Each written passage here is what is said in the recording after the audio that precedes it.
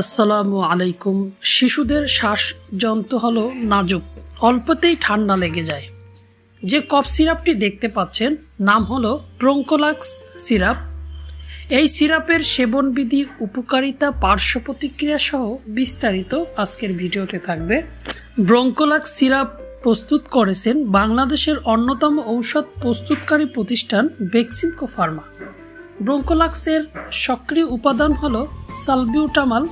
ব্রঙ্কোলাক্স সিরাপের উপকারিতা: শিশুর সাধারণ ঠান্ডা কাশি, শিশুর হাঁপানি, শিশুর বুকের মধ্যে বাঁশির মতো আওয়াজ হলে, শিশুর শ্বাসকষ্ট হলে ব্রঙ্কোলাক্স বা সালবিউটামাল নির্দেশিত।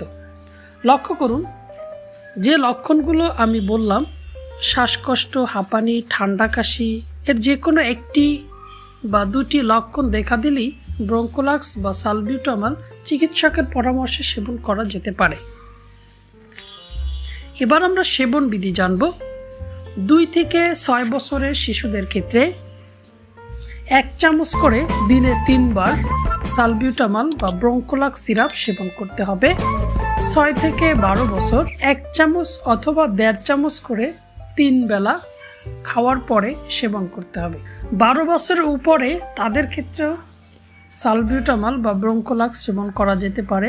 তাদের ডোজ হলো 2 চামচ করে 3 বেলা খাওয়ার পরে সেবন করতে হবে। এই সিরাপটি অর্থাৎ ব্রঙ্কোলাক্স সিরাপের মূল্য হচ্ছে মাত্র 23 টাকা।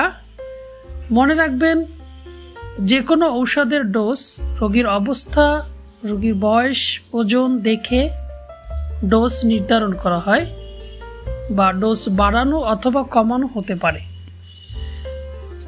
পার্শ্ব প্রতিক্রিয়া: প্রায় প্রতিটি ঔষধেরই কিছু কিছু পার্শ্ব প্রতিক্রিয়া থাকে, তেমনি ব্রঙ্কোলাক্স সিরাপেরও কমন কিছু পার্শ্ব প্রতিক্রিয়া রয়েছে। তার মধ্যে কাঁপুনি, মাথা ব্যথা, বুক ধড়ফড়, কারো কারো শরীরে র্যাশ দেখা দিতে পারে।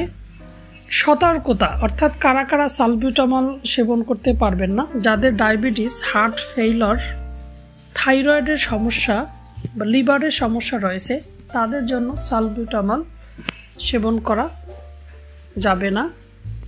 সতর্কতার সাথে সেবন করতে হবে।